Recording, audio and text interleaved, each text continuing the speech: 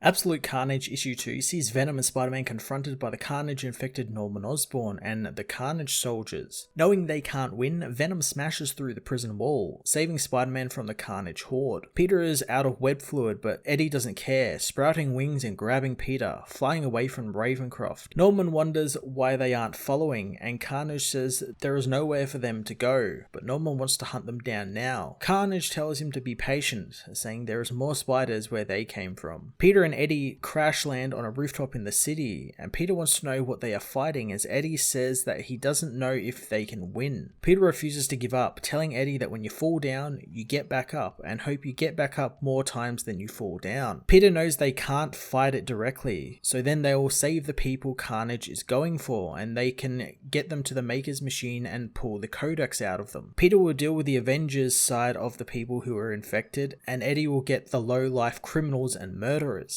As Peter takes off, the Maker calls Eddie, saying everything is fine with Dylan as he puts a flyer out in the lab. Reed tells Eddie that he hacked the FBI database, learning something about the mass grave, that Anne's body wasn't in it. Maker believes that Anne didn't actually have the codex in her, which is why she wasn't dug up, and he believes that Dylan is now part of the codex, Anne having passed it to her son during birth. This of course means the boy is now a target. Eddie doesn't want Maker to say anything to him, telling the Maker that he will be there soon. Eddie soon hears an explosion as the Carnage soldiers spread through the city, numbering in the hundreds. Miles under New York in the Spire, Carnage tells the talkative Norman to shut up. Norman is angered at hearing his birth name, but Carnage says that's who he is, and he's playing dress up because Carnage allows it, and it amuses him. Carnage grabs Norman, saying that there is only one Carnage, and it is him. Norman says that once Carnage begins his murder spree, there will come a moment where the two of them need to square up, and one of them will collect all of the pieces of the codex first. Carnage isn't moved by Norman's threats, saying that Carnage has already begun and he's almost taken the city and he will drown the streets in red. Miles Morales and Scorpion meanwhile fight the hordes, but the soldiers don't seem to really care for Miles, instead focusing on Mac since he wore the symbiote at one point and Miles has not. Miles still wants to help the villains since he's Spider-Man, and that is something Spider-Man would do. The horde swarm Miles as Scorpion manages to escape, cowardly running off and leaving Miles to die as he screams for help. Venom appears, hitting Scorpion and saying that they will talk once Max saves Miles from the horde. Scorpion, however, is caught by Norman, who stabs the Scorpion in the spine, ready to collect the codex. Miles manages to get away from the horde long enough to smash Norman in the head with his Venom blast, disrupting the Carnage symbiote long enough for Eddie to grab Scorpion as Miles is overrun again by the symbiotes, left by Eddie as he's slowly turned into a Carnage soldier. Absolute Carnage issue 2 was a great continuation from the exciting ending of the first issue that set both Peter and Eddie out on their own missions to save the people Carnage is targeting. I love the inclusion of Norman Osborn in this as well, since he's kind of a lackey to Carnage, but also he seeks to get the codex for himself. It kind of adds that unpredictable element to the story, and I'm looking forward to seeing exactly what happens there. Miles' short stint in the book was cool, and the cliffhanger with him becoming a Carnage symbiote was awesome, and I'm looking forward to seeing what that means for Eddie, who technically left the boy. He could have saved him, but he left him, and I'm intrigued to see what that means for Eddie and if he cares about that at all, and maybe it was just the Venom symbiote that did that. I'm going to give this issue a 9 out of 10.